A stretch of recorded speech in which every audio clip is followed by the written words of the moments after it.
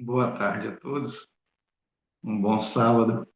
Como é bom aqui outra vez, né? Outro sábado para estudarmos a palavra de Deus. Muito bem. Nessa sequência que nós estamos aí, né? Chegamos ao Apocalipse capítulo 7. Já temos vários vídeos de Daniel e agora do Apocalipse. Lissandra tem bondosamente gerenciado os conteúdos. E se você tiver alguma dúvida, se você está acompanhando pela primeira vez, você pode voltar e ter acesso a esse material.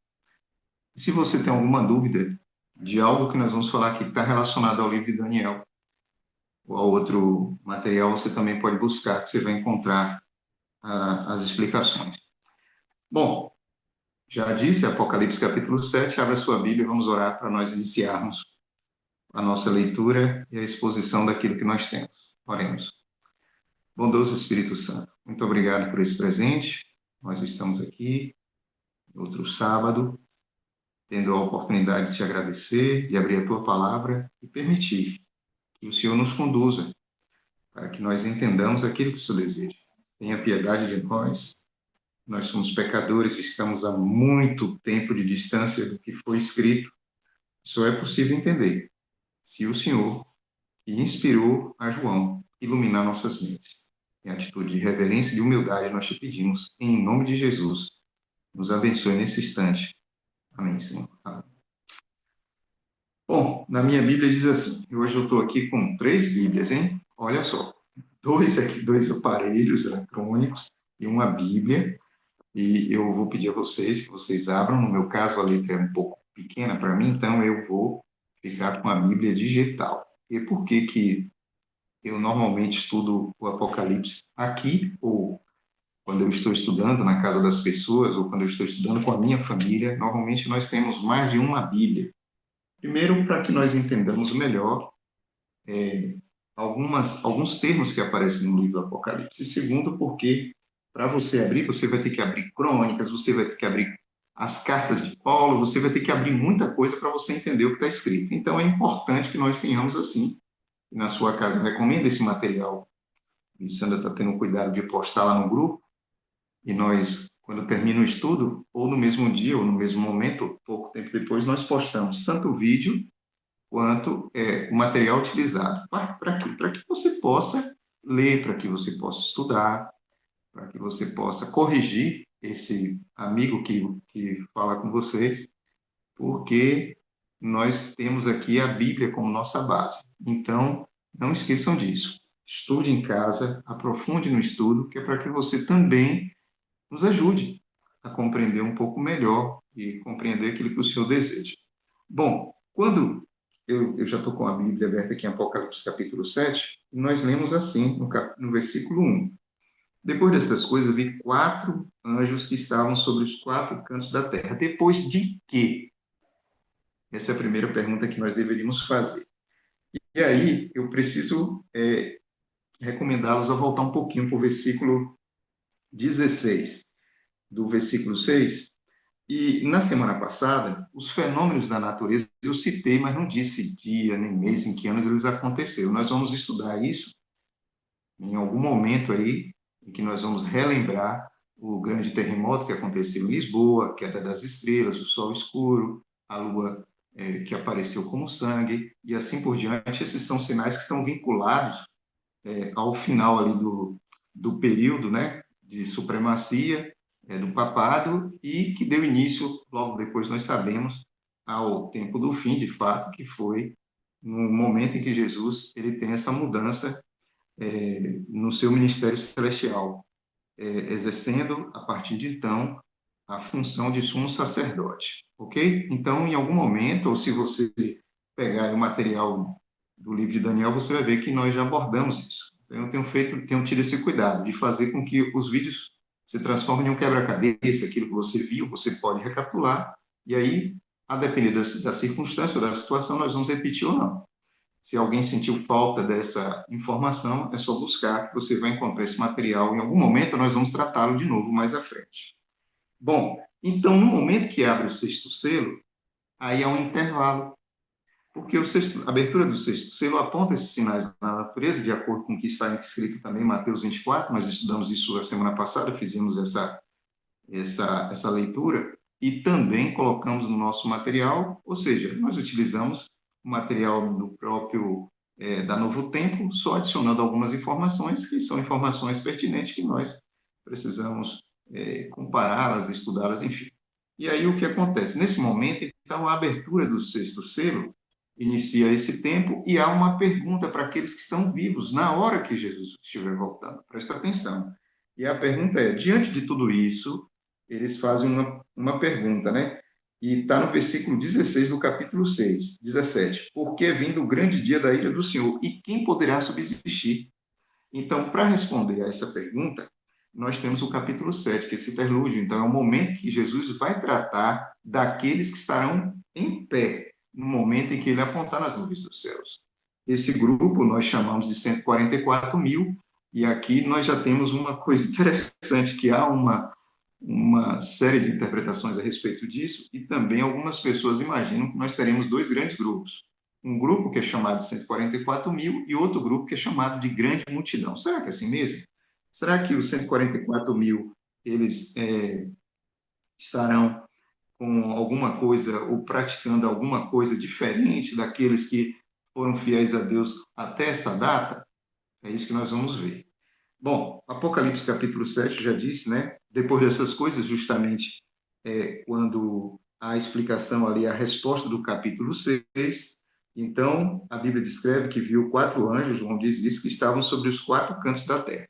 Para nós entendermos isso aqui, a cena toda vai falar, quando nós observarmos aqui, eu vou continuar a leitura, diz assim, ó, esses quatro anjos, presta atenção. Então, no capítulo 6 eu tinha quatro cavaleiros, lembra? Aqui no capítulo 7 eu tenho quatro anjos. Esses quatro anjos estão retendo os quatro ventos da terra. E nós vamos abrir vários textos para nós entendermos que esses quatro ventos, o que são os quatro ventos, esses quatro anjos são anjos poderosos que são subordinados a um outro anjo que aparece, escute, para que não, os ventos não soprassem sobre a terra, assim, assim, assim, no versículo 2, cita um anjo que subiu do lado do sol nascente, que sobe do oriente, ou aparece no oriente. E ele tinha um selo do Deus vivo, nós vamos saber que selo é esse, quem é que sela, e ele clama com grande voz aos quatro anjos. Observe que esse ser que aparece, ele tem poder para controlar os outros quatro anjos que estão tomando conta dos quatro cantos da terra. É uma linguagem figurada, eu sei que você sabe disso. E a ordem, não verifiquei a terra, até que hajamos selado em suas testas. Então, aqui é uma cena de selamento, e é por isso que nós precisamos da ajuda do Velho Testamento. E a primeira coisa que você precisa lembrar, e aí eu já abro a minha Bíblia no livro de Ezequiel, capítulo 9. Olha só, nosso estudo aqui, ele não, diferente do que nós fizemos no passado, então quando Palmira e as outras pessoas cederem esse horário para nós estudarmos assim, uma gravação, ficou decidido que nós não vamos esperar terminar um capítulo para tirar dúvida, irmã Jaciara. Então, teve dúvida, Fá, Cris ou qualquer outra pessoa, pergunte na hora. Principalmente num capítulo como esse, que é um capítulo que é muito estudado e muitas vezes pouco compreendido. Bom, eu gosto de estudar o capítulo 7 assim. Eu volto para Ezequiel capítulo 9, e quando eu vou para Ezequiel capítulo 9, o versículo 1 diz: Então me gritou aos ouvidos com grande voz, dizendo: Fazei chegar os intendentes da cidade, cada um com suas armas destruidoras na mão. Então, a cena que nós vamos ver agora no capítulo 7 do Apocalipse está diretamente relacionada com o capítulo 9 de Ezequiel. E o que, que acontece no capítulo 9 de Ezequiel? Vamos relembrar?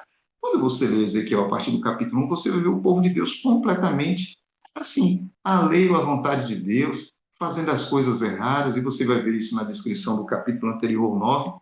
E quando eles são advertidos, ele fala: Naquá, o Senhor não nos vê, fique tranquilo, os tempos são outros, o mundo está moderno, não precisa ser assim, para que adorar de costa para o sol? Então você vai ver muita abominação, é assim que a Bíblia chama, é assim que a Bíblia trata, nos capítulos anteriores ao capítulo 9. Então, diante dessa situação, só resta uma coisa, só resta uma, vamos chamar de sacudidura, ou um extermínio, como é descrito a partir do capítulo 9. Só que antes de iniciar esse processo, você vai ver, eu recomendo que você estude o capítulo 9, você vai ver a ordem que o Senhor dá, e no versículo 4 diz assim, ó, passa pelo meio da cidade. Eu estou lendo Ezequiel 9:4. Passa pelo meio da cidade, pelo meio de Jerusalém, e marca com sinal as testas dos homens que suspiram e que gemem por causa de todas as abominações que se cometem no meio desse povo. Então, antes de iniciar o processo, digamos assim, de, é, da queda das pragas, vamos considerar assim, ou dos juízos de Deus, então, primeiro é dada a ordem para separar aqueles que estão gemendo, aqueles que estão chorando, aqueles que estão insatisfeitos com o que está acontecendo dentro da cidade, entre o povo de Deus, e aqueles que dizem: o Senhor não nos vê, o Senhor não está nem aí. Então, observe que aqueles que são selados, eles não são aqueles que estão criticando os que não estão fazendo a coisa correta. Presta atenção nesse detalhe. Os selados aqui são os que suspiram e gemem por causa de todas as abominações. Então, o versículo 4 dá uma dica importante, que nós vamos replicar, porque foi assim que o Espírito pediu e João fez, no capítulo 7 do Apocalipse. Essas pessoas estavam tristes e clamando a Deus, não estavam murmurando, não estavam criticando, não estavam blasfemando, estavam em oração pedindo a Deus para que tomasse uma decisão, para que manifestasse sua glória, para que fizesse algo para que a igreja pudesse, digamos assim, a igreja, eu estou tratando aqui do povo de Israel, no caso de Ezequiel 9 é assim, para que tomasse uma decisão e assim essa igreja pudesse voltar aos trilhos. E o versículo vai dizer que a ordem era, no versículo 5, olha, passa pela cidade após ele, e ferir não é para poupar o olho, nem os compadeçais, nem de velho, nem de ninguém, mas a todo homem que tiver o sinal, não se aproxime desse homem. E a ordem é: começai pelo meu santuário, e começaram pelos homens mais velhos que estavam diante da casa. E aí nós sabemos que eles tinham contaminado a casa do Senhor, a casa estava cheia de mortos, e assim por diante, há uma descrição da situação daquele povo. Não sei se você observou, e eu creio que você observou, que quando nós estamos, como nós tratamos aqui das 7 igrejas, na sequência nós estudamos os selos e nós vimos o que significa aquela abertura dos selos. Então percebam que agora Deus está separando o seu povo, porque isso é interessante, não é que Deus escolhe uns para ficar de um lado e outros do outro. Nós não acreditamos nisso. Nós acreditamos que o evangelho avança e as pessoas vão tomando decisões ao lado de Deus ou contra Deus. A mesma coisa aconteceu em Ezequiel capítulo 9. E os juízos só começaram após o selamento. Preste atenção nesse detalhe.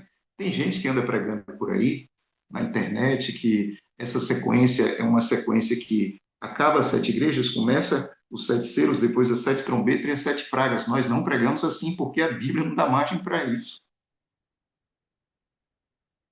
Quando você volta um pouco para Êxodo, capítulo 12, então em Ezequiel 9, há um selamento antes do juízo, tá?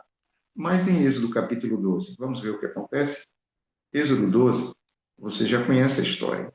É o povo de Deus saindo do Egito. E no versículo 21 diz assim, ó, 12, 21. Então tomai o molho de isopo e molhai no sangue que estiver na bacia, e passa nas portas e ambas as ombreiras do sangue que estiver na bacia, porém nenhum de vós saia da porta da casa até amanhã, porque o Senhor passará para ferir os egípcios. Então, observe, se você pegar a imagem de Ezequiel 9, você percebe que em Ezequiel 9 há um selamento, e as pessoas são seladas na testa, em suas testas. Em Êxodo capítulo 12, antes do juízo, lembra? Já tinha passado 9 pragas. A praga final era a praga da morte daqueles que desobedeceram ou estavam em uma desobediência aberta a Deus, no caso dos egípcios, que não tinham respeitado as ordens e aquilo que Deus tinha determinado. Então, a última praga era uma praga em que em todas as casas nós teríamos morte. E isso pode assustar você. Mas naquela noite, em todos os lugares, tinha morte dentro daquela região ali do Egito. Em algumas casas, a morte era do cordeiro. E quando o cordeiro morre, e você passa o sangue do cordeiro nas portas da sua casa, ele é seu substituto. Ele morreu por você. Mas na casa dos egípcios, que não levaram a sério a Deus, a morte foi dos primogênitos. Então, sangue e morte tinha em todos os lares. Nas casas dos fiéis, aqueles que, assim como em Ezequiel 9, clamavam e estavam gemendo pela libertação e fizeram a coisa correta, então ali não teve, digamos assim, o juízo não caiu, porque o cordeiro morreu no lugar dele. Mas na casa daqueles que não levaram a sério, a morte foram dos primogênitos. Eu imagino como foi a cena desse desespero daqueles que se colocaram contra a vontade de Deus. Então, agora, tendo como pano de fundo Ezequiel capítulo 9, que você vai estudar, vai ler em casa com calma, e Êxodo capítulo 12, nós podemos avançar para Apocalipse capítulo 7. E aqui nós temos que o material, eu já disse, da Bíblia é fácil, né? Antes de abrir o sétimo selo, Jesus faz ele interrompe, né? E vai explicar aqueles que serão salvos. E aqui nós temos o capítulo 6, a pergunta, eu já disse, né? Quem pode estar de pé? E aí nós temos os 4 cantos e nós temos os ventos. E nós vamos ler agora o que está escrito em Isaías e Ezequiel sobre os cantos. Então, abra sua Bíblia, Isaías, capítulo 11. Se é a primeira vez que você está acompanhando nosso material, aqui é a Bíblia que explica a Bíblia. Então, nós paramos e olhamos os termos e vamos buscar na Bíblia o porquê daquele termo. Então, em Isaías, por exemplo, eu encontro a resposta de por que 4 cantos. Isaías 11, versículo 12 diz assim, ó, são muitos textos, esse material vai estar com você, eu leio 1 ou 2, e o restante você vai ler calma, em sua casa com calma. Versículo 12 de Isaías 11 diz assim, e levantará um estandarte entre as nações, e ajuntará os desterrados de Israel e os dispersos de Judá, você vai congregar desde os 4 cantos da terra. Então, aqui fala dos pontos norte, sul, leste, oeste. Então, os 4 cantos é uma referência à totalidade, a todo o globo. Então, nesse momento, enquanto nós estamos estudando a Bíblia, Apocalipse capítulo 7, esses anjos estão tomando conta para que nada seja feito para a destruição em massas, digamos assim, porque Deus precisa, como você e eu sabemos, ele vai selar o seu povo antes do início desses ventos que vão acontecer aí, que são guerras, que são essas situações que nós acompanhamos hoje, ainda está pequeno para o que deve acontecer quando o povo de Deus, nós, estivermos completamente selados. Bom, então os 4 cantos significa plenitude, ou seja, toda a terra. E os 4 ventos? Aí eu peço a ajuda de Jeremias. Jeremias, capítulo 23. Jeremias 23, versículo 19 e 20 diz assim, ó. Tem outros textos, por exemplo, sobre os 4 cantos, você pode ler Ezequiel 7:2. Sobre os ventos, você ainda tem vários textos de Jeremias, ainda tem Oséias e Daniel. Eu só vou ler o primeiro aqui, mas tem outros que você vai estudar em casa, tá? 23:19 diz assim, ó. E eis que saiu com indignação a tempestade do Senhor, e uma tempestade penosa cairá cruelmente sobre a cabeça dos ímpios. Não se desviará a ira do Senhor até que execute e cumpra os desígnios do seu coração. Nos últimos dias entenderei isso claramente. Então, os ventos são os movimentos que você também pode ir para Daniel, capítulo 7, versículo 2, quando fala do surgimento ali dos 4 animais, e Daniel descreve assim, ó, falou Daniel, disse, eu estava olhando na minha visão da noite, e eis que os 4 ventos dos céus agitavam uma grande. E o que Daniel vai descrever? Os movimentos militares, digamos assim, e as circunstâncias que surgiram e foram substituídos os quatro reinos, ou os reinos, as grandes, aqueles reinos ali que deram sequência dos dias de Daniel até o nosso tempo. Muito bem, depois ele vai falar do chifre pequeno, essas coisas que nós já estudamos no livro de Daniel. Então, o que nós estamos vendo aqui agora? Que os anjos do Senhor estão tomando conta dos quatro cantos para que não haja nada que impeça o selamento, a propagação do evangelho e a decisão das pessoas. Essa é a preocupação do céu. O céu está preocupado com isso, que nós tenhamos a oportunidade, em liberdade, de tomarmos a decisão e que possamos também, que tenhamos também esse interesse na pregação do evangelho. Bom, avançando agora, nós vamos para o selamento, que está no versículo 2 e 3 do capítulo 7. Então, diz: vi outro anjo que nascer do sol, e isso é importante, porque esse anjo, e aqui eu destaco, olha só, vou destacar aqui, ó, outro anjo que Bom, subia Coragem, do nascente do... Apocalipse quanto? Desculpa te interromper. Eu estou lendo o capítulo 7 agora eu comecei a ler o versículo 2 e 3. Ok. E então diz assim, ó, 2 e 3. Vi outro anjo que subia do nascente do sol. Então, esse anjo vem de um lugar específico, tá vendo? Ele tem o selo do Deus vivo e ele tem domínio sobre os outros, porque ele diz assim, ó, ele clama com grande voz aos outros quatro anjos, esses que nós acabamos de falar agora, que toma conta dos quatro cantos da terra. Aqui pode ser tudo uma linguagem figurada, não são só quatro anjos. O exército do céu está à disposição de Deus. O capítulo 7 ele tem essa linguagem. E claro que nada impede que sejam também só quatro anjos, porque esses anjos são poderosíssimos, são os querubins, os serafins que estão à disposição de Deus. O fato é o seguinte, quando eu vou para Gênesis capítulo 2, versículo 8, diz assim, ó, Gênesis 2, 8. E plantou o Senhor Deus no jardim do Éden, do lado do nascer do sol, ou seja, do leste, do oriente. E ele diz, olha só, e pôs ali o homem que tinha formado. Todos esses outros textos, eles estão falando justamente sobre isso, sobre o Oriente. E tem um que eu gosto muito, que está em Mateus, capítulo 24, Mateus 24, versículo 27, que diz assim, ó, e é Jesus que fala aqui. Porque assim como o relâmpago sai do Oriente, se mostra até o Ocidente, assim será também a vinda do Filho do Homem.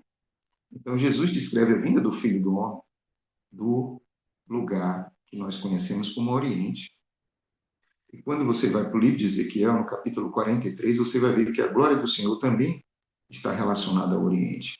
Então, o nascer do sol é uma referência a esse nosso Senhor e Salvador, Jesus Cristo, que tem, que detém, que mantém, que tem um controle, que está com o universo em suas mãos. Então, é por isso que nós temos a garantia de que nada vai acontecer e que, nesse momento, todos nós estamos passando por tendo essa oportunidade de ser selado, de receber o selo do Deus vivo. Então, quando você faz essa leitura, quando você cruza, quando você faz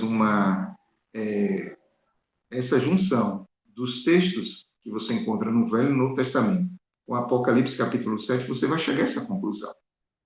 E é importante porque, tendo essa visão, nós vamos entender melhor aquilo que o Apocalipse está trazendo para a gente. Porque a fonte de explicação do Apocalipse é a própria Bíblia.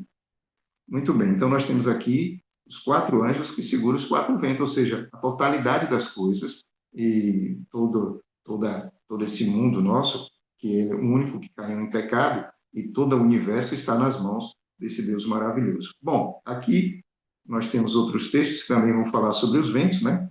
E esse texto de Jeremias é interessante também, que diz assim: naquele tempo se dirá a este povo e a Jerusalém: um vento seco das alturas do deserto veio ao caminho da filha do meu povo, não para padejar nem para limpar, mas um vento mais veemente virá da minha parte.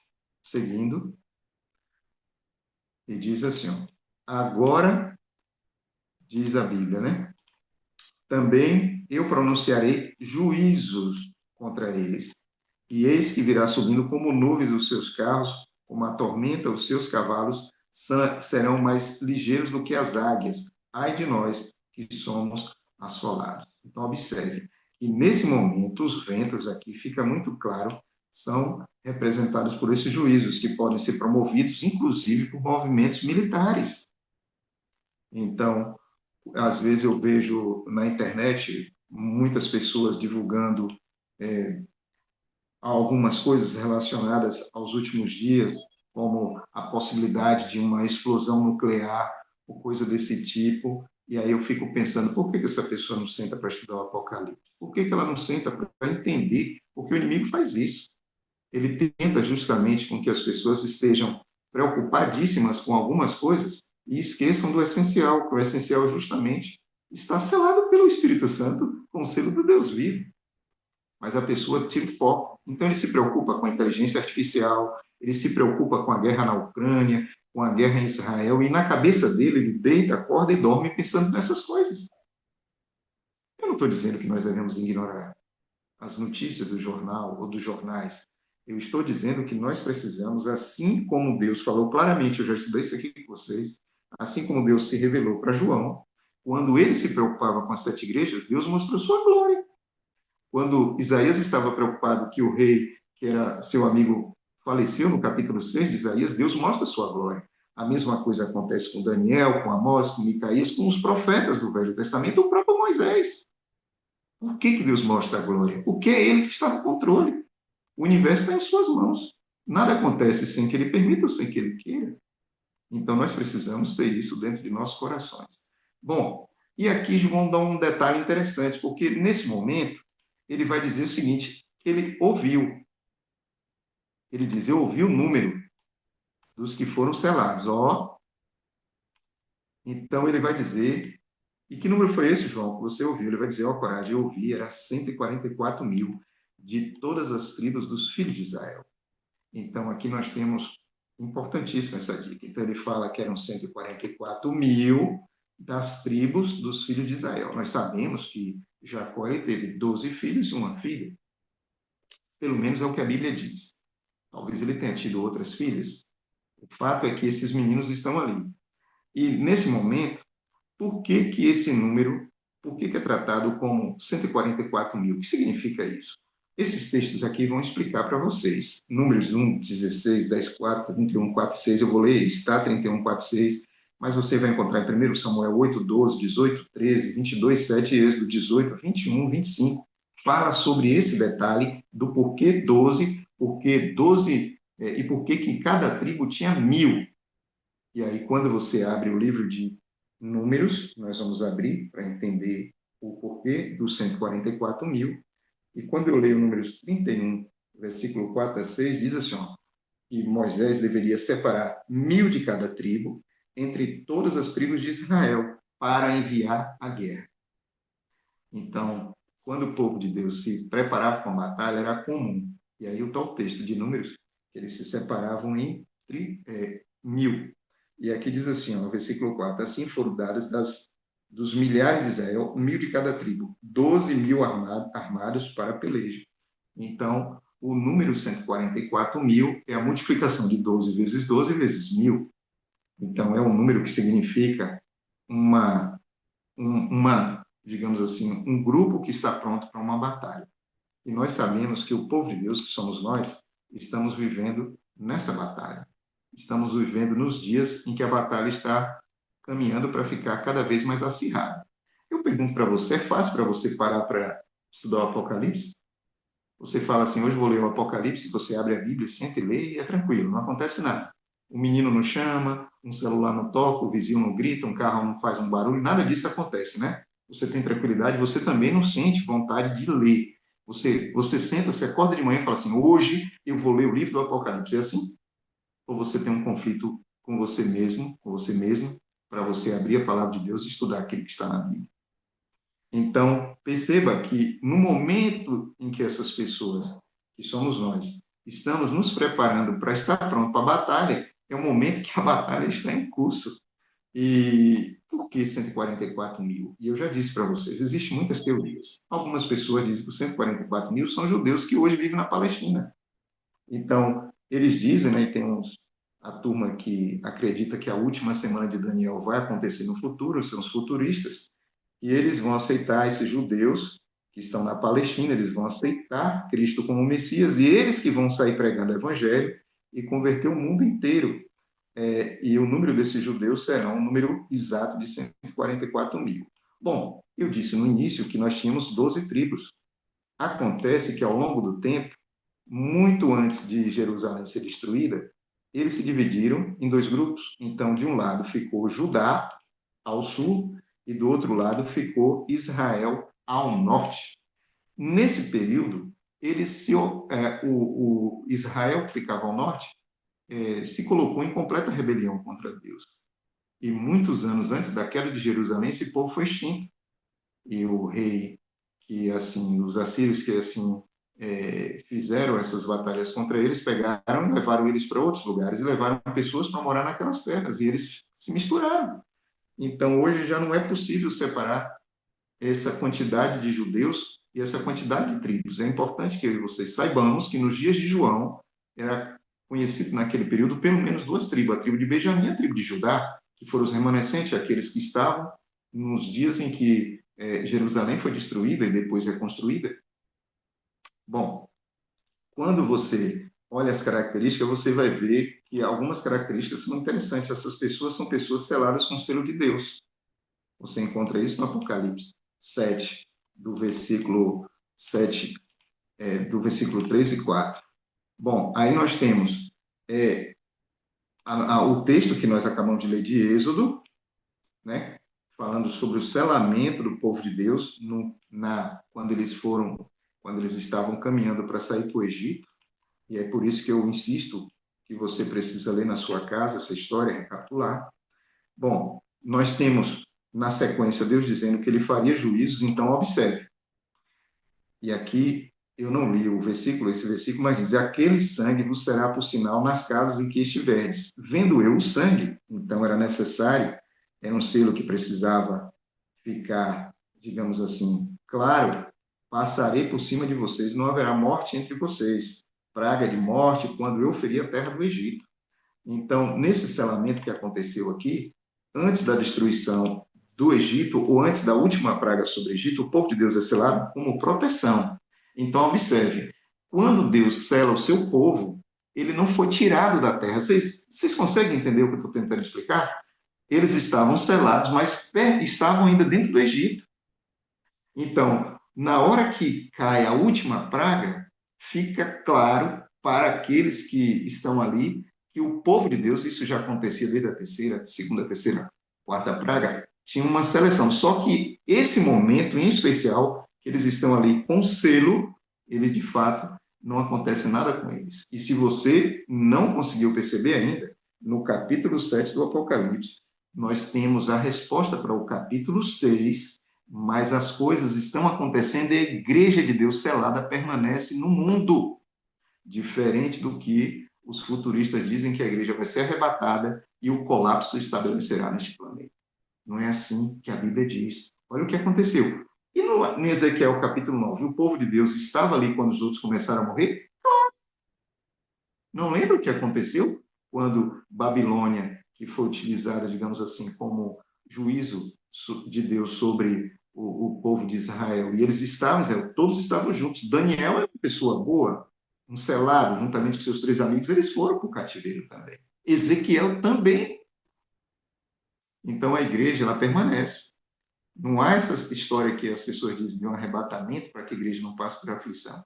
E para complicar, ou para esclarecer para a gente, porque para a gente é esclarecimento. Jesus diz assim: Pai, não os peço que os tire do mundo, mas que os livre do mal. Percebeu? E Jesus ainda diz: neste mundo, vocês vão passar por aflições. Na sequência, nós temos o sinal que foi passado nas portas, etc. E aqui eu preciso fazer um comentário, nem estava na previsão de fazer esse comentário, mas eu preciso fazer. Vocês imaginam, mais ou menos, têm uma noção por que Deus pediu para o povo, para os hebreus fazer isso aqui? Passar sangue sobre os portais, sobre as portas? Infelizmente, eles moravam com os egípcios, você sabe disso. E assim como os caldeus, os egípcios também tinham umas coisas de escrever aqui, ó, fazer um olho que tudo vê, essas bobeiras que você encontra hoje no mundo. eles diziam que, ao colocar sobre os portais das suas casas esses símbolos, eles estavam se protegendo de coisas más. E aí o tempo foi passando, e quem foi também que teve a ideia de colocar essas coisinhas, essas bobeiras em seus portais das suas casas? Os hebreus. E aí Jesus falou: olha, eu preciso, Moisés, que você faça um favor para mim. Peça aos meus filhos para cobrir todas essas bobeiras que eles colocarem nas portas das casas deles com o sangue do cordeiro.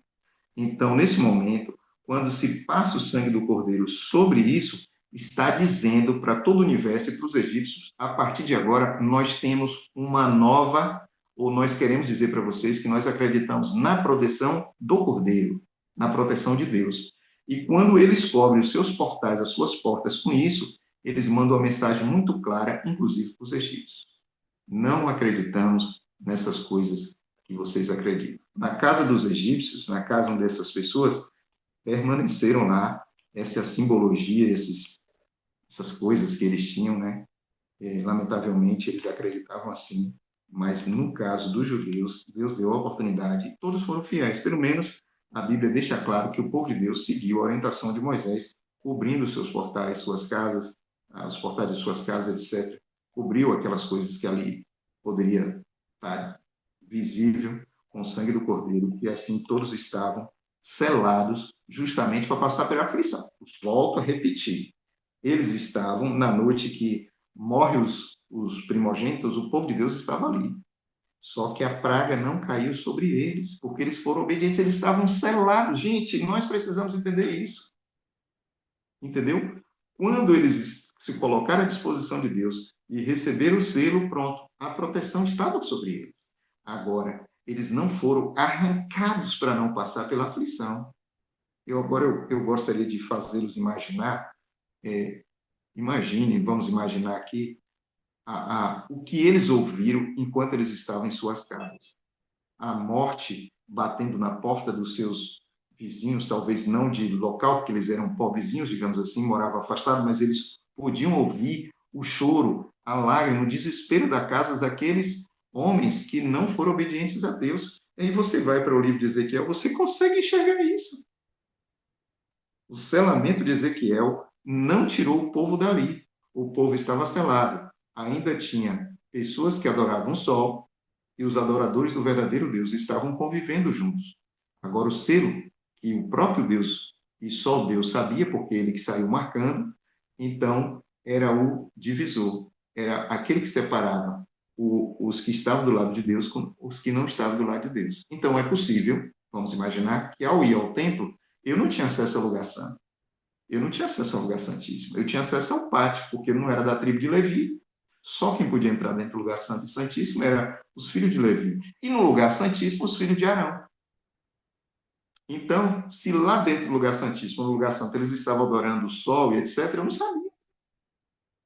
Mas eu imaginava, porque eu via a situação de Israel. E eu não ia para a porta do templo criticar, nem ia ficando, formar pequenos grupos ou grupos no WhatsApp para criticar a igreja de Deus. Pelo contrário, eu ia para o meu quarto, com a minha família, clamar misericórdia do Senhor, porque o que estava acontecendo me fazia chorar. Por que o meu choro? Porque eu sabia que aquele templo tinha sido era uma elaboração divina para adoração ao Deus verdadeiro, e não para manter ali cavalos para o sol e essas coisas, nada disso. Mas eu também não era um dos que iria para a internet, daqueles dias não tinha internet, nós sabemos disso, para fazer esse tipo de crítica. Alguém aí pode estar imaginando, assistindo esse vídeo, e falar: mas como ficam os profetas? Que bom que você lembra dos profetas. Os profetas foram chamados por Deus para alertar o povo que estava em apostasia. Então, os profetas tinham a dupla função, digamos assim: alertar aqueles que estavam na apostasia para voltar para o Senhor e fortalecer a fé daqueles que estavam fiéis no Senhor. Eu pergunto, quando eu vou para a internet criticar a igreja, eu estou fortalecendo a fé daqueles que são do Senhor? Ou estou colocando eles numa condição de olhar para a igreja como está todo mundo perdido, o fogo tem que descer do céu, consumir toda a igreja? Eu não sou a igreja também? Eu não estou na igreja também? Então, muitas vezes, nós não paramos para pensar nisso. Por favor, olha para o livro de Ezequiel, capítulo 9, e o livro de Êxodo, para você entender o que nós estamos avançando aqui no livro do Apocalipse. Bom, o sangue é o selo naquele momento e dá proteção. Bom, então vamos avaliar. O selo de Deus é um sinal de livramento que será colocado sobre aqueles que guardam os mandamentos de Deus. E, então, aqui há uma coisa interessante também, porque aqui nós temos dois grupos. Nós temos um grupo que é chamado de 144 mil, mas quando você vai para Apocalipse capítulo 9, nós vamos estudar isso mais à frente, lá fala de milhões. Então, nós temos agora um número e outro número. Uns que são selados com o selo do Deus vivo, somos nós, diga amém, e aqueles que vão ser marcados.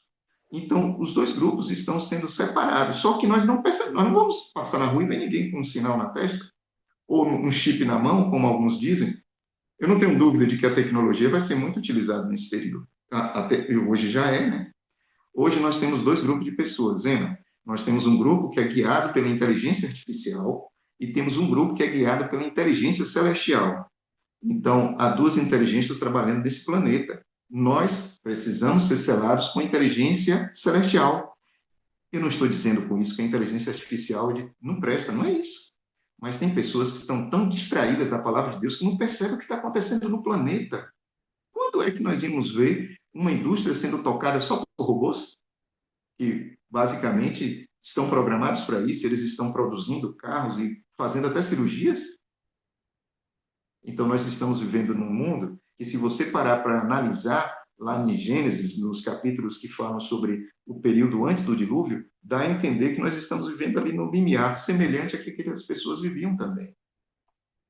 Nada de errado com robôs que fazem cirurgias, pelo contrário, nós entendemos que Deus deu a capacidade do ser humano para justamente trabalhar para que a nossa vida seja, digamos assim, para que nós tenhamos essa tecnologia à disposição para ajudar as pessoas que estão sofrendo. E eu já vi várias reportagens de pessoas que tiveram algum acidente com a sua coluna e que hoje voltaram a recuperar os movimentos. Glória a Deus por isso. No entanto, nem tão pouco, nós precisamos ser equilibrados, né? O selo de Deus. E aí, quando você vai para Isaías, você lê esse texto aí, dizendo assim, olha, sela, liga o testemunho, sela a lei no coração dos meus discípulos. Todo adventista gosta desse texto. Eita glória! Mas aqui tem um detalhe interessante. Nós vamos ler Efésios capítulo 1, para nós entendermos, e esses textos eu vou precisar ler muito deles. Efésios capítulo 1, versículo 13 e 14, diz assim, ó, Efésios 1, 13 e 14. Em quem também vós estáis, depois que ouviste a palavra da verdade, o evangelho da vossa salvação, e tendo nele também crido, fostes selados com o espírito da promessa, o qual é penhor da nossa herança para a redenção da possessão adquirida para o louvor de sua glória. Então, o espírito é o selo. É o espírito que sela e ele é o selo também. Percebe? E aí, quando eu vou para a segunda carta aos Coríntios, eu leio assim no versículo 1, versículo 21. Vamos ver o que o apóstolo Paulo fala para a gente aqui. Mas o que nos confirma convosco em Cristo, e o que nos ungiu é Deus, o qual também nos selou e deu o penhor do Espírito em nossos corações. O Espírito Santo é o Deus que vive nas criaturas. Enquanto Cristo fala com as criaturas, o Espírito vive em nós. Então, a pessoa selada com o Espírito Santo, ela vai obedecer todos os mandamentos de Deus. Às vezes nós achamos que vai obedecer um mandamento em detrimento do outro. Não pode ser. Os mandamentos são como se fosse uma corrente. Quando você quebra um, você quebra todos. A mesma coisa nós vamos ver em Efésios 4:30, Paulo escrevendo o seguinte, ó, Efésios 4, versículo 30. E não entristeçais o Espírito Santo de Deus, no quais estáis selados para o dia da redenção. Agora, vamos imaginar a cena? Eu sou selado pelo Espírito Santo. Amém. Eita glória. Só que um belo dia vocês me encontram, eu ajoelhado, adorando uma imagem de escultura. Sim, depois que você conhece a Bíblia, conhece a verdade, estudou o Apocalipse, selado pelo Espírito Santo, não tem algo errado aí, não? Será que você não compreendeu a mensagem da Bíblia? E aí você entende que você é uma pessoa selada pelo Espírito, mas você consegue, digamos assim, conhecendo, porque olha só, a pessoa que não conhece é diferente. O livro de Atos, no capítulo 17, diz que Deus não leva em conta o tempo da ignorância. Então, se eu não conheço a Deus, eu sou uma pessoa fiel, mesmo tendo atos que não são condizentes com o que a Bíblia explica, é outra situação. E aqui eu poderia dar vários exemplos. Eu já convivi com várias pessoas, pessoas extremamente religiosas, mas que não observavam o sábado, por exemplo. E antes de ter esse movimento grande dentro da Igreja Adventista sobre o Espírito Santo, eu aprendi com um católico que o Espírito Santo é Deus. Ele orava ao Espírito Santo quando eu ia à casa dele. Clamava, ele falava com o Espírito Santo como eu estou falando com vocês aqui agora. Intimidade. Percebe? Mas ele não conhecia outras verdades. E nós tivemos a oportunidade de conversar com ele, apresentar muitas das coisas que ele não conhecia. Então, é por isso que nós, assim como está em Ezequiel capítulo 9, devemos gemer e clamar a Deus, porque nós não somos capazes de julgar o coração de ninguém. Nós não sabemos o que passa na alma, no coração das pessoas. E ainda tem o texto de a segunda carta a Timóteo, né, que Paulo escreve, no capítulo 2, versículo 19, diz assim, ó, todavia o fundamento de Deus fica firme, tendo este selo, o Senhor conhece os que são seus, e qualquer que profere o nome de Cristo deve se apartar da iniquidade. Então, percebe que o selo de Deus não é só um aspecto, como nós muitas vezes pregamos, né? E não está errado se pregar que é o quarto mandamento, porque lá em Êxodo capítulo 20, versículo 8 a 11, vai falar sobre o sábado de forma bem enfática, porque o mandamento foi ele que escreveu. Só que quando você se concentra em uma coisa e você esquece dos outros 9, você também pode estar incorrendo de uma forma de não correta, não equilibrada de compreender essa mensagem do Apocalipse capítulo 7. O próprio Jesus vai dizer, e esse é Cristo dizendo, olha, coragem, eu não vim destruir a lei. Eu sei, Senhor, nem eu, nem os profetas. Ele disse que veio cumprir e que nada pode passar dos mandamentos dele, até que o céu, nem um jota, nem um tio, nada, jamais vai passar da lei sem que tudo se cumpra. Claro, nós sabemos disso. Tem um texto que nós sabemos de cor, no livro de Ezequiel, justamente o livro de Ezequiel, isso é interessante, hein? E aí você começa a montar o quebra-cabeça, que Ezequiel anuncia um juízo, anuncia um selo e anuncia, no capítulo 20, um dos problemas daquela geração. Qual era um dos problemas daquela geração? Não observava os mandamentos de Deus, Lânia, inclusive o sábado. Então não tinha respeito, Marizinha.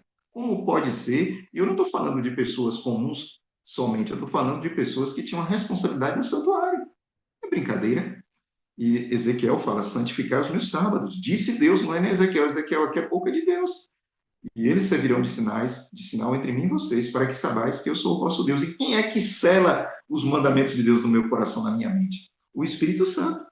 Então, o selado pelo Espírito, que também tem o selo que é o Espírito, ele obedece por amor aquilo que está escrito nos mandamentos de Deus, inclusive o quarto. Ninguém chega e fala, ó Deus, eu amo o Senhor é muito bom, eu vou guardar 3 mandamentos só. 2 da primeira tábua e 1 da segunda tábua e tá bom. Não é assim. Imagina se alguém vai casar com a moça e fala com a moça, né? Eles se declaram que se amam, etc. Ele fala assim, eu vou ser fiel para você de domingo a sexta. No sábado eu vou dar uma puladinha de cerca, tá bom? A menina aceitar o casamento? Ou o rapaz aceitar o casamento? Mas nós falamos isso para Deus todos os dias. Ah, não, Deus, olha só, eu sou da igreja tal, eu sou da denominação tal, eu sou da religião tal. Olha, eu separei aqui, eu vou guardar sim, tá bom? Tendo consciência, sabendo o que está escrito, em sã consciência, ninguém vai falar isso com Deus. Porque nós sabemos que a Bíblia diz que nós somos a noiva de Cristo, ou seja, o povo de Cristo, nós somos aqueles que ele está vindo nos buscar. E nós precisamos lembrar que todos os rebeldes, aqueles que se rebelaram contra Deus ao longo de todo o tempo, vivem nesse planeta Terra. Então foram lançados de lá para cá os anjos rebeldes e Adão e Eva foram também tirados do Éden, que era nessa terra, mas que eles, em algum espaço dessa terra, eles foram colocados para o planeta, de forma geral, conviver aqui. Alguém pode estar imaginando, mas você esqueceu de Elias, Moisés e Enoque. Você sabe que a Bíblia fala sobre esses 3, por exemplo? Que eles viveram com Deus. E aí, em algum momento, Cristo, para demonstrar a sua misericórdia, a sua graça, e para encher o meu coração e o seu coração de esperança, esses homens foram levados ao céu. No caso, Enoque e Elias, sem passar pela morte. E Moisés, segundo o livro de Judas, no versículo 9, foi ressuscitado e nós sabemos que ele foi ressuscitado justamente porque houve uma contenda ali com o corpo de Moisés, e hoje ele está no céu e apareceu no monte da transfiguração. No momento em que Cristo foi transfigurado, aparece Moisés e Elias. Moisés representando aqueles que vão descansar e ressuscitar na primeira ressurreição, e Elias representando aqueles que estarão vivos na volta de Jesus, que serão arrebatados, levados ao céu. Assim como Moisés também representa a lei, e Elias representa os profetas. Então, guarda isso no seu coração. Nós precisamos ser obedientes a tudo que sai da boca de Deus, aos seus mandamentos e a tudo aquilo, não só aos 10 mandamentos, a tudo aquilo que nós sabemos, temos consciência que está escrito e que nós devemos observar. Bom, o slide não trata muito desse ponto, mas eu preciso falar para vocês que quando você pega a relação das tribos, e aí eu recomendo que você volte para Apocalipse capítulo 7, e aí quando você lê no versículo 4 em diante, vai falar aqui que são, né, 144 mil e cita Judá. Judá nunca aparece como primeira tribo. É a primeira vez, nós temos aí pelo menos 3 outras vezes em que aparece a relação das tribos de Israel, mas Judá nunca aparece em primeiro. Nós entendemos que Judá aqui aparece em primeiro porque Jesus é da tribo de Judá. Tá bom? Então fica aí essa informação, para matar a sua curiosidade. Aqui vem Judá, Ruben, Gad, aí vai falando o nome das tribos, mas tem 2 tribos que você vai sentir falta. Aparece a tribo de José e aparece a tribo de Levi, mas some a tribo de Dan e some a tribo de Efraim. Por que essas 2 tribos não estão aqui entre essas tribos que são simbolismo do povo de Deus, aqueles que estarão vivos no momento que Jesus apontar nas nuvens dos céus? Por que essas 2 tribos foram tiradas daí? Quando você abre a sua Bíblia, no livro de 1 Reis, capítulo 12, versículo 29 e 30, eu vou ler esse texto, depois eu vou ler Oséias 4, 17, fica claro para você o porquê que Dan e Efraim não aparecem entre as tribos que estão citadas aí no capítulo 7. E é de propósito que eu coloquei aqui o selo de Deus e o selo da besta, para que você entenda que não é só o sábado, se bem que o sábado é o sinal diferenciador visível, digamos assim, dos últimos dias, também nós temos os outros mandamentos por obedecer. E por que Dan foi tirado, né? Vamos ver se Dan foi tirado ou se ela se colocou longe do propósito de Deus. 1 Reis, capítulo 12, versículo 29 e 30 diz assim, olha o que está escrito a respeito de Dan. 1 Reis, capítulo 12, gente, eu já falei mais de 1 hora, hein? Já estou quase terminando. 29 diz assim, quando houve a divisão das tribos, então, o primeiro rei de Israel teve uma ideia. Qual foi a ideia dele? E está aqui. Colocou o versículo 29. E pôs em Betel, que ficava em Efraim, guarda essa informação, e colocou outro em Dan. E o que foi que ele colocou em Dan? Versículo 30. E esse feito se tornou em pecado, pois que o povo ia até Dan para adorar um bezerro. Então, ele teve essa ideia. Ele fez 2 bezerros, Marizinha. Um ele colocou em Efraim, em Betel, e outro ele colocou em Dan. Então, a tribo de Dan abraçou, e a tribo de Efraim também, a idolatria. E não ficou só aí. Eles decidiram fazer um templo para concorrer com o templo de Jerusalém, que foi estabelecido por Deus. Só que Dan já tinha essa propensão à idolatria, infelizmente, e Efraim seguiu de perto. Tanto que quando você vai para o livro de Oséias, no capítulo... Olha o que o profeta Oséias vai falar sobre Efraim. Oséias capítulo 4, versículo 17, diz o seguinte, Efraim está entregue aos ídolos, deixai, infelizmente. Então, essas tribos não foram excluídas por Deus. Não, elas se excluíram. Elas tomaram a decisão, livremente, de não obedecer a Deus, de estabelecer um culto idólatra, de estabelecer um dia, e aí você, quando lê a história de Jeroboão, você vê claramente que Jeroboão decidiu estabelecer sacerdote ao seu bel prazer. Nós temos um vídeo falando sobre isso. Jeroboão decidiu concorrer com as festas judaicas, estabelecendo festas que eram, digamos assim, tinha a aparência de festas judaicas, mas na realidade estava completamente voltada à idolatria. E esse homem colocou 2 bezerros justamente para que o povo não subisse até Jerusalém para adorar o Deus eterno e sim que ficasse ali. E isso foi uma praga. Essas duas tribos, lamentavelmente, entraram, digamos assim, de cabeça na idolatria. E por isso eles foram, ou seus nomes não aparecem aqui no livro de Apocalipse, no capítulo 7. Certamente João, ao excluir Efraim e Dan, foi um recado direto a todos as pessoas da sua época, e eles tinham isso muito claro em sua mente. Não esqueça que, primariamente, esse livro é escrito a esses judeus, de que a idolatria não tem espaço diante desse momento em que Deus está preparando aqueles que são fiéis a Deus. Então, se é fiel a Deus, não pode ter esse vínculo com a idolatria. Bom, o Papa João Paulo II, ele escreve uma carta apostólica defendendo o domingo. Isso aconteceu em 1998 e é uma base que ele estabelece para a guarda do domingo. E esses papas têm tido esse cuidado de utilizar e mencionar o que está escrito exatamente no livro, utiliza o texto de Êxodo capítulo 20 para dizer que deve observar o sábado. Mas quando você lê o conteúdo da carta, você vai observar que o sábado que ele indica ali não é o sábado semanal, mas é o sábado, na cabeça deles, que eles chamam de domingo, o dia da semana, em que, segundo eles, foi o dia, e é de fato o dia em que Jesus ressuscitou, mas a ressurreição de Jesus não diz que nós devemos observar o domingo como um dia que não está escrito em nenhum lugar a respeito dessa observância dominical.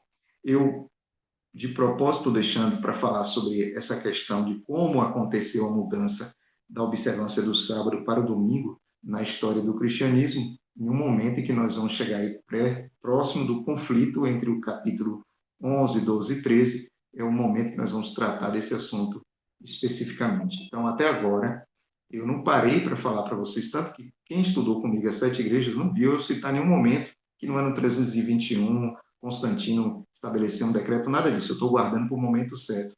E esse momento certo vai chegar. Tá bom? Mas e por que eu estou citando isso? Justamente porque nos últimos dias o foco vai ser entre a lealdade a Deus, selados pelo Espírito Santo, cheios do Espírito Santo, observando todos os mandamentos, o povo de Deus vai decidir também observar o dia que ele separou. Diferente do que todo o sistema e todos os organismos internacionais estarão juntos defendendo a observância de um dia diferente daquilo que Deus mandou. Enquanto Deus manda observar o sábado, o mundo todo estará recomendando e exigindo a observância do domingo. E isso nós vamos tratar também mais à frente de forma mais clara e com vários textos e assim por diante. O fato é que quando Tiago escreve sobre a observância aos mandamentos de Deus, ele diz claramente, olha, o mesmo Deus que disse não cometerás adultério, também disse não matarás e assim por diante. Então, nós vamos ser julgados por essa lei. Que lei é essa que está escrito não matarás, não adulterarás, etc, etc? Os 10 mandamentos. Ele fala, se você guarda toda a lei e tropeça em um só ponto, Tiago, ele é claro, você tornou culpado de todos. Então, nós temos que ter isso em mente, né? Quando Tiago escreve a respeito disso em sua carta à igreja, ele está descrevendo justamente que a lei de Deus é como uma corrente. Você não pode escolher, você não pode tirar um gomo e achar que a corrente permanece do mesmo jeito. Bom, então vamos ver. Os 144 mil são pessoas seladas com o selo de Deus, eles passarão pela grande tribulação. Percebe? Então, não existe essa história de que a igreja de Deus não vai estar no mundo quando a grande tribulação acontecer. Pelo contrário, ela estará aqui. Mas ela estará como? Essa é a pergunta que nós precisamos fazer. Como é que vai estar a igreja de Deus, irmã Jaciara? Como é que vai estar a igreja de Deus, irmã Fabiana? A igreja de Deus estará, ó, selada, cheia do Espírito Santo. E nessa situação, todos nós que somos a igreja de Deus, estaremos, Palmira, prontos, digamos assim, para viver os últimos momentos da história desse mundo. Essa grande tribulação, você pode ver aí na sequência de Apocalipse capítulo 7, diz, porque um dos anciãos pergunta para João, João, E esses que estão vestidos, eu acho interessante isso no livro do Apocalipse. Quem são, né? De onde eles vieram? E João falou assim, Senhor, eu não sei, tu sabes. Ele falou, estes são os que vieram da grande tribulação e lavaram as suas vestes no sangue do Cordeiro. Epa! Quando você lê isso aqui, você deve automaticamente lembrar de Êxodo, a saída do povo do Egito, né? E aí você também precisa lembrar de Daniel 12:1, que naquele tempo o nosso comandante Jesus Cristo, que é o grande príncipe, ele se levanta, porque naquele tempo haverá uma angústia qual nunca houve. Então, se é uma angústia qual nunca houve, tem que existir um povo também, ó, qual nunca houve. E esse povo é o povo que estará, somos nós, diga amém, cheios do Espírito Santo. Então, assim como a igreja primitiva, cheia do Espírito Santo, alcançou o mundo, essa igreja, cheia do Espírito Santo, também passará pela grande tribulação. Terminou o selamento, aí os quatro ventos, você já imagina o que vai acontecer, né? Lembra do que aconteceu quando terminou o selamento de Ezequiel 9? É só você ler. Ou quando terminou o selamento em Êxodo também, as coisas aconteceram no Egito. Muito bem. Então, na grande tribulação, nós teremos são pessoas que estão seladas com o selo de Deus, são pessoas que vão passar pela grande tribulação e são pessoas que já estão justificadas, ou seja, aceitaram a justiça de Cristo, estão vestidas com as vestes do Cordeiro. E aí, no versículo 14, estes são os que vieram da grande tribulação e lavaram as suas vestes, estão com as vestes brancas, o caráter está puro. Lavar as vestes no sangue do Cordeiro significa que nós entendemos que nós precisamos 100% de Jesus. Não há soberba no nosso coração, não há ociosidade, não há fartura de alguma coisa que você possa dizer, eu consegui isso, eu. Não vai existir isso. João 7 diz assim, ó, mas se andarmos na luz como ele na luz está, e temos comunhão uns com os outros, e o sangue de Jesus, seu Filho, nos purifica de todo pecado. Percebeu? Então, mas ele só vai purificar aquilo que é confessado. Nós precisamos confessar. Se você peca e guarda, não alcançará misericórdia, mas se você confessa e deixa, o Senhor dará essa misericórdia. E aí vem a pergunta final: esse número, será que ele é simbólico ou literal? Vamos ver? E aqui tem explicação, né? O número 144 tem um significado simbólico, que é composto por 12 vezes 12 vezes 1000. Nós vimos no livro de Números. 12 é o número das tribos de Israel e dos apóstolos do Cordeiro. A santa cidade também tem dimensão em 12, né? 12.000 estádios, largura 144 côvados de altura, seus muros com 12 portas, 12 fundamentos. Observe que o número 12 aqui traz para a gente traz essa imagem. E isso nos deixa, tira a nossa dúvida. Primeiro, no versículo 4 a 8, João diz que ele ouviu. Percebe? Ele ouviu. Mas no versículo 9, ele viu. Então, quando ele ouve, ele não entende perfeitamente, mas quando ele vê, ele entende que aquele número que ele ouviu, os 144.000, representa a grande multidão que ninguém podia contar nem enumerar, que são salvos da última geração de crentes. Explico mais facilmente. Estamos estudando aqui agora Apocalipse capítulo 7. De repente, nós ouvimos um grande trovão, um grande terremoto, o céu se enrola como um pergaminho. Eu só estou dando uma ideia para que vocês entendam. Nós que estamos vivos nesse momento, somos os 144.000 que ele ouviu, mas quando ele viu, ele chamou de grande multidão. Logo, não existe dois grupos, é um grupo só. Quando ele ouve um número, mas quando ele vê uma grande multidão que ninguém podia contar. Dentro da igreja, claro que existem outras versões, e há um grupo maior, um grupo de pessoas que dizem que não, que os 144.000 é um grupo e que a grande multidão é outro grupo. A pergunta é, como assim? Dois grupos? É como as pessoas que às vezes vivem na igreja, assim, um pouco não tem um bom relacionamento com o outro, se diz assim, lá no céu, eu amo, vou dar um exemplo, que eu tenho muita intimidade com ela, eu amo Marizinha, Mas lá no céu eu queria que Marizinha morasse perto da Cidade Santa. E eu quero morar do outro lado. Não existe isso, gente. Ou nós somos, ou nos amamos aqui, ou nos amamos nunca. Então não pode existir um grupo assim, outro assado. O grupo dos salvos, na hora que Jesus voltar, aqueles que estiverem vivos, é essa grande multidão, que é tratada como 144 mil, é um número simbólico. E aqui tem um detalhe interessante. E eu não estou aqui, e eu vou dar esse exemplo, não para servir para quantificar. Quem sou eu para dizer isso? Mas se você recordar bem, essa não foi a última vez que teve um grupo seleto de pessoas. Lembra do dilúvio? No dilúvio, só ficou vivo Noé, a esposa, os seus 3 filhos e as suas 3 noras. Esse eram 144 mil do dia do dilúvio. 8 pessoas. Entendeu? Mas se você parar para pensar, você vai ver que em outros momentos da história de Israel, em que teve situações semelhantes, teve uma multidão que ninguém podia contar realmente. Então, nós não eu acredito assim, minha opinião, nós não precisamos nos preocupar com relação a isso, porque nós confiamos no Deus que cela, que é o Espírito Santo, juntamente com o trabalho de Jesus Cristo no santuário celestial. O que nós precisamos ter em mente? Aquilo que Jesus mostrou para Isaías, mostrou para Micaías, mostrou para Moisés, mostrou para Ezequiel, mostrou para Daniel, mostrou para João, a glória de Deus. Se o céu fala assim, Zena, você estará viva no momento que Jesus chegar, glória a Deus.